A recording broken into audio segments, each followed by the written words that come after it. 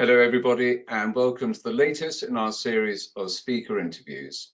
I'm delighted today to have with me Kai Zenner, who's the Head of Office and Digital Policy Advisor for the MEP, Axel Voss, member of the EPP Group in the European Parliament. Kai is going to be speaking at our AI and Financial Services Summit next Tuesday in London. Kai, welcome. Hi, and thank you very much for this interview. Pleasure to have you with us. Let's turn to the first question. There's been a great deal of debate about the need to strike a balance between protecting consumers and possibly society as a whole, on the one hand, and ensuring that we reap the huge potential benefits that AI can deliver to humanity, on the other hand. Do you think that the EU AI Act strikes that balance at the correct point, and why? Actually, I would say, unfortunately, no, it doesn't. At least not to the extent that we would have hoped for as EPP Group.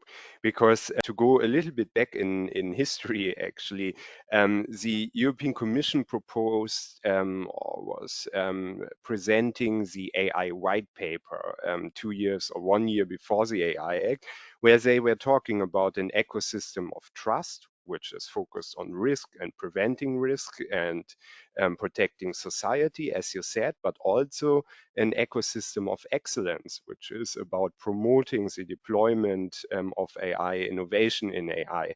The AI Act, unfortunately, didn't cover those both ecosystems, but only, again, as I said, was concentrating on the risks, at least the proposal of the European Commission. However, we as European Parliament and also the member states made several improvements within the AI Act. It's still not a law that will promote a lot of innovation deployment in AI, but there are a few articles in that will definitely help innovation. For example, real-world testing, the regulatory sandboxes, and so on. Yeah. So do you think that is it just that the EU AI Act is too prescriptive? Is it hard within the system to allow for innovation? And what if you find, or what if the legislators find that the EU AI Act is stifling innovation? Is it possible to change or amend the legislation? Is there any slack in it that can keep up with these changes? Yeah. So maybe I start with the later question. So the AI Act, yes, of course, always like every digital law faces this problem that digitalization is a very dynamic field. AI in particular, as we saw with ChatGPT, now foundation models that not really many people had on their radar before. And therefore, of course, all those laws are risking to be outdated even sometimes before they are entering into force. The AI Act therefore introduced certain, let's say, means to be a little bit more adjustable, adaptable. For example, the Commission is in the future able, via so-called delegated act, to add certain use cases as high risk or even prohibit them rather quickly in order to address a situation that there's a new field of artificial intelligence that we didn't know now, basically, when we are discussing the AI Act. And on your first question, yes, this was also, I would say, not so good designed in the initial Commission proposal, because they indeed kept all the requirements for AI systems very, very specific. And the main, or one of the main problems conceptually that we saw always in the AI Act was that all those rules are applicable for every sector, for every use case,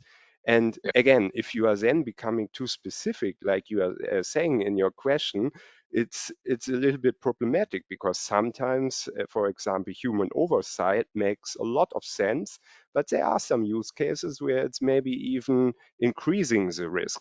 What we now as Parliament, as member states did was we were changing a little bit the scope of the whole AI Act and restructuring it and making those prescriptive requirements more to general principles. So now the AI Act is rather principle based, and therefore, also to your second question, probably is much more future proof.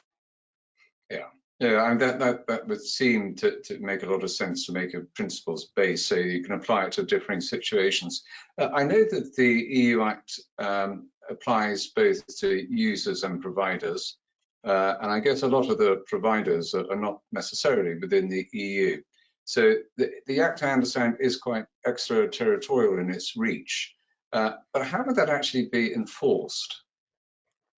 It's a very good question, and I think no one here in Brussels has a clear idea right now how it can be enforced in those cases. It's also one of the areas that is so far not completely confirmed. So the article that you are talking about, it's Article 2, where, for example, one of the subparagraphs is saying that also systems outside the European Union, which output is however generated within the European Union, would fall under the AI Act. And I think even where the output is having consequences within the European Union. Well, for let's say big companies that are active all over the world and maybe have then one product only outside the European Union, but are, as I said, active with others within the European Union, there, of course, it's you can find ways to, for example, ask for redress or pose a fine or something else. But of course, if it's, for example, a Canadian company that is only active in Canada and doesn't have a headquarter or even an office in the European Union, then it's becoming a bit tricky. Yeah. And then, you would need to look for other ways, like, trade agreements or other ways. But this is at the moment not really solved. It's an open thing, and I think it's a goal, a political goal of certain players in the European Union to have this very broad scope. But Yeah. even they are admitting that there are some practical difficulties that you have also raised in your question. Mm, interesting. One of the biggest problems, or the potentially biggest problems with AI, is facial recognition and deepfake technologies, and the impacts that would have on for instance, on elections. How does the Act address those particular risks? Yes. This is one area where I think the Commission also, when they were drafting it, had it already in their mind as one of the crucial risks cases. And they added, for example, some language in the Article 5, which is banning certain AI technologies. They also added some things in Annex 3, so the high-risk AI use cases, and they have an Article 52, which is requiring certain AI systems, especially those that are generating output, like a deep fake, to provide certain forms of disclosure. So, for example, labeling. Um, but now, especially with the rise of foundation model generative AI and now things like ChatGPT, there is a huge discussion if we should not go a little bit further. So, for example, the Social Democrats are advocating a lot for also demanding labels in text, even though this is technically rather difficult.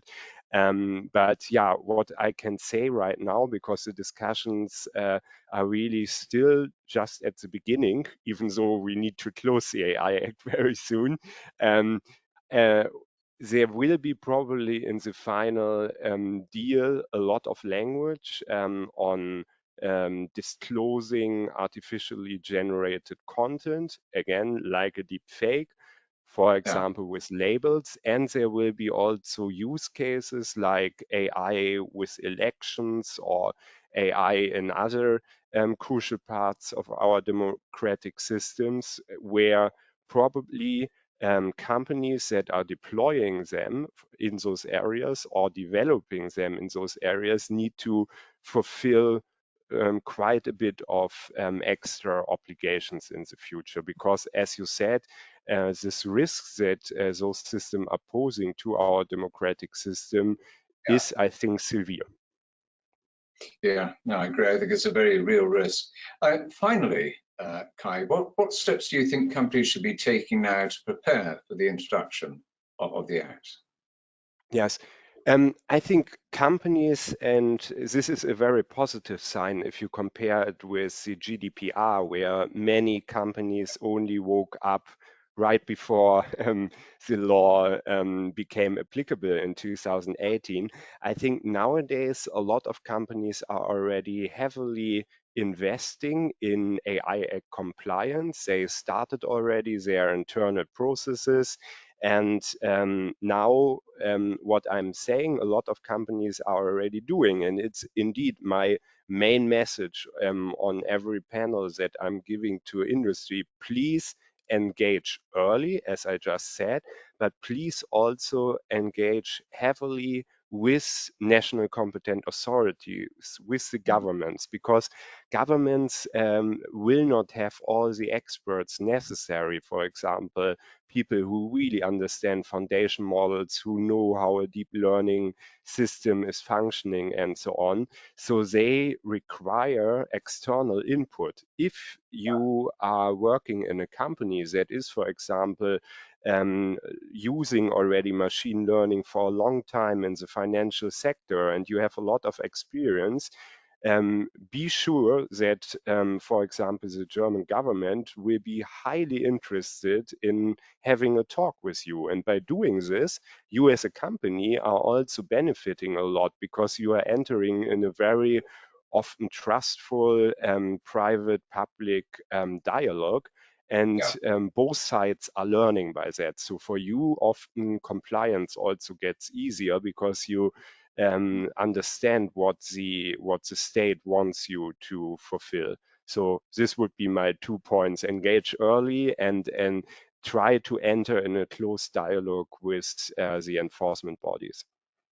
great advice. Well, sadly, we've run out of time, but Kai, you'll be joining us next Tuesday at the AI and Financial Services Summit, where we have a great range of speakers, and we'll be discussing all of these issues and many other topical issues in great depth. So we very much hope that our viewers are able to join us in person next Tuesday for the summit in London. Just remains for me to say thank you very much for sharing those thoughts, Kai. Very insightful.